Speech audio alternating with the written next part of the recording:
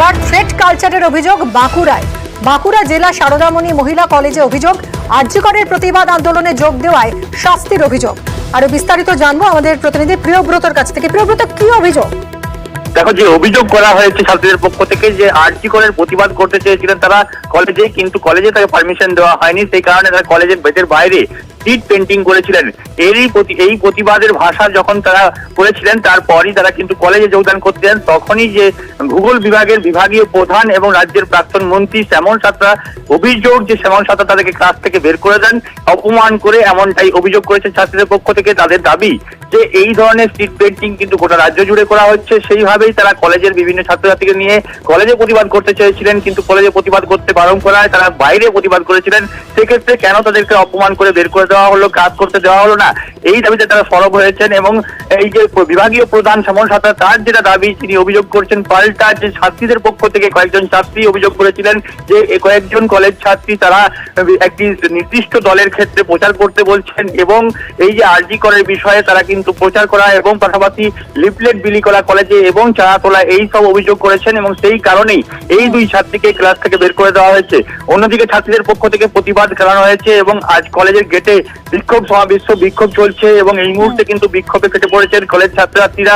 যারা এই ছাত্রী পিছু সংগ্রামে ছিলেন তারাও দাবি করছেন এই ধরনের থ্রেট কালচার কলেজে চালানো হয়, যেখানে এই বিভাগীয় প্রধানের বিরুদ্ধে অভিযোগ উঠছে যে তিনি এক্সটর্শনের নাম্বার। কলেজের গেটের বাইরে যেটা স্ট্রিট পেন্টিং, যেটা প্রত্যেকটা কলেজ স্কুল প্রত্যেকটা জায়গাতে হচ্ছে, সেটা আমরা সেই কর্মসূচি নিয়েছিলাম। তো সেই কর্মসূচিতে আমাদের কোনো লিফলেটও বিলি হয়নি, কোনো ব্যানারও থাকেনি, কোনো কিছুই থাকেনি। এটাতে আমার মনে হচ্ছে যে উনি আমাদেরকে আমাদের এই যে আন্দোলন বা যে আরজি করের ঘটনা নিয়ে যে প্রতিবাদ, সেই প্রতিবাদটাকে উনি মনে হচ্ছে কোনো একটা রাজনৈতিক রং লাগানোর চেষ্টা করছে, যাতে ছাত্রছাত্রীরা বিভ্রান্ত হয়ে যায়। এবং এই ঘটনার জন্যই উনি আমাকে আজকে ক্লাস থেকে বের করে দিয়েছেন, কারণ বলছে তোমরা কলেজের গেটের বাইরে তোমরা আন্দোলন করছো। গোয়া হিসেবে আমরা এডুকেশন ট্যুর হিসেবে আমরা বিবেচনা করতে পারিনি। আমরা একটা প্রস্তাব দিয়েছিলাম টাকা পয়সার দিক থেকে একটু কম হয়, সেই আলোচনা আরজি আমরা জানিয়েছিলাম, সেদিক থেকে কোনো সদুত্তর আমরা পাইনি। এবং এর পাশাপাশি আমাদেরকে থ্রেট দেওয়া হয়েছিল যে ইন্টারনালে তোমাদেরকে নাম্বার কমিয়ে দেওয়া হবে। তারা যে পার্টিটা করছে, যে নোংরামো পথে নিচে নেমেছে, সেটা অত্যন্ত নক্কারজনক। এবং সেই অভিযোগটা আমি পাই অন্যান্য ছাত্রীদের কাছ থেকে লিখিত আকারে। তাদেরকে উদ্বুদ্ধ করছে যে আন্দোলনে যেতে হবে, এবং তার জন্য তারা কিছু লিফলেট দিচ্ছে, কারো কাছ থেকে 20 টাকা, কারো কাছ থেকে 50 টাকা, এইভাবে চাঁদা তোলার একটা প্রক্রিয়া করে বিশেষ করে ছাত্রীদের একটা মনের মধ্যে ব্যাপক চাপ তৈরি করছে। তাদের মধ্যে দুজন আজকে ক্লাসে ছিল 5th সেমিস্টারের।